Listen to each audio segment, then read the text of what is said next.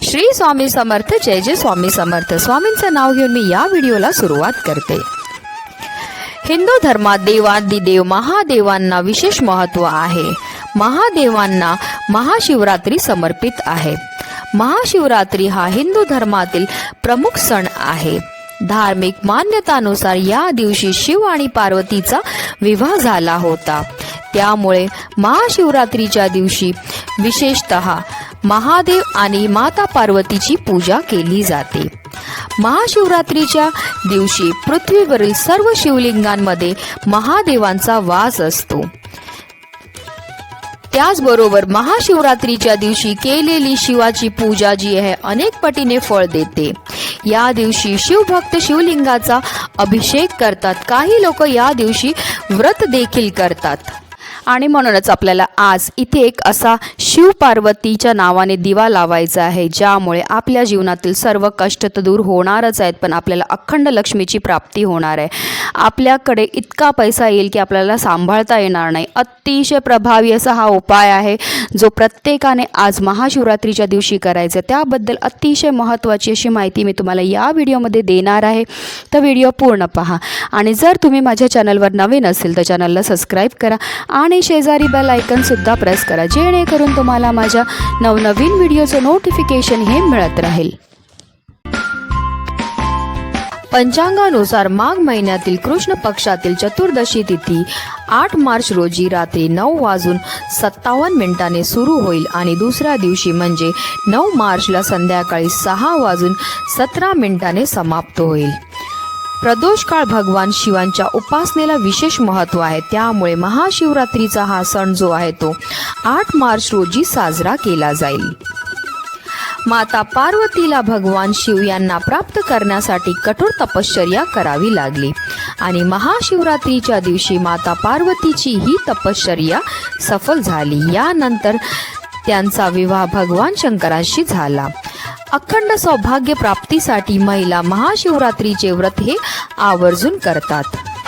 महाशिवरात्रीच्या दिवशी ब्रह्ममुहूर्तावर उठून भगवान शिव आणि माता पार्वतीला स्मरण करून पूजेचा संकल्प करावा. यानंतर गंगाजळ जे आहे ते आंघोळीच्या पाण्यामध्ये मिसळून त्या पाण्याने आपल्याला स्नान करायचे आहे. स्नान झाल्यानंतर आपल्याला सूर्यदेवाला अर्घ्य अर्पण करायचं आहे आणि त्यानंतर आपल्याला पूजेची तयारीही करायची आहे. आपल्याला एक पाटावर लाल कपडा पसरवायचा आहे आणि त्यावर माता पार्वती आणि भगवान शंकराची मूर्तीची स्थापना करायची आहे.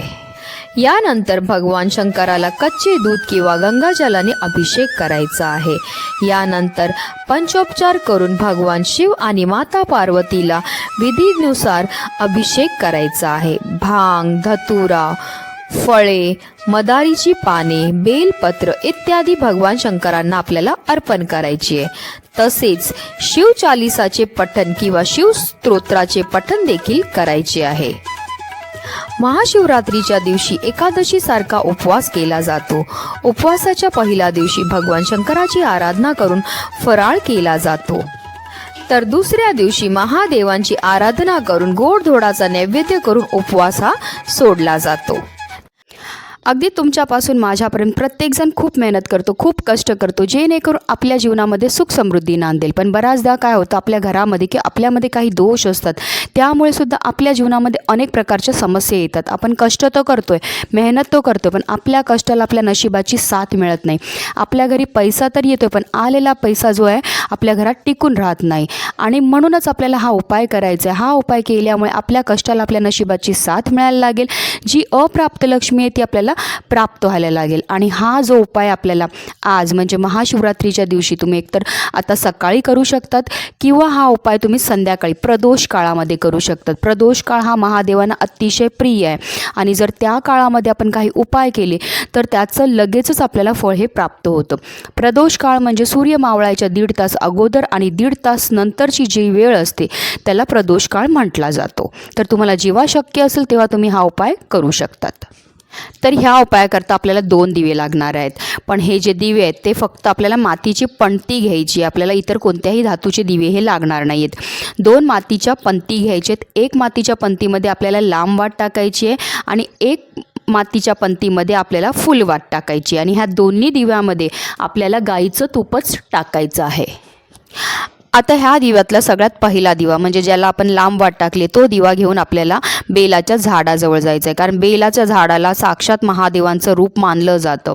आणि महाशिवरात्रीच्या दिवशी जर आपण महादेवांच्या रूपाला म्हणजे बेलाच्या झाडाची पूजा केली तर आपल्यावर माता पार्वती आणि महादेवांची अखंड कृपा ही प्राप्त आपल्याला होत असते. म्हणून आपल्याला पहिला दिवा जो आहे तो बेलाच्या झाडाजवळ लावायचा आहे. आपल्याला काय करायचं, दिवा ठेवायच्या अगोदर त्या दिव्याला थोडंसं आसन द्यायचं आहे, म्हणजे अक्षदा ठेवा, त्यावर हा दिवा प्रज्वलित करा आणि त्यानंतर आपल्याला मनोभावे शिव पार्वतीला प्रार्थना करायची. आपल्या जीवनामध्ये असणाऱ्या ज्या संकट आहेत, समस्या आहेत, दारिद्र्य हे दूर करण्याकरता आपल्याला मनोभावे प्रार्थना ही करायची आहे.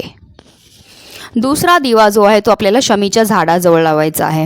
आता जर तुमच्याकडे शमीचं झाड नसेल तर तुम्ही आजच्या दिवशी म्हणजे महाशिवरात्रीच्या दिवशी आवर्जून शमीचं झाड तुमच्या घरी विकत घेऊन येऊ शकतात. तर असं म्हटलं जातं की शमीच्या झाडामध्ये साक्षात शिव पार्वतीचा वास असतो, म्हणूनच हा जो दिवा आहे तो आपल्याला शमीच्या झाडाजवळ लावायचा आणि ह्या झाडाला सुद्धा आपल्याला मनोभावे प्रार्थना करायची आहे. शिव पार्वतीचं स्मरण करून आपल्याला आपल्या मनातली इच्छा जी आहे त्या झाडासमोर सुद्धा बोलायची की आपल्या जीवनामध्ये असणारे सर्व दुःख, सर्व दारिद्र्य हे नष्ट होऊन आपल्या घराची, आपल्या मुलांची, आपल्या पतीची भरभरून अशी प्रगती झाली पाहिजे. अशा रीतीने आपल्याला प्रार्थनाही करायची आहे.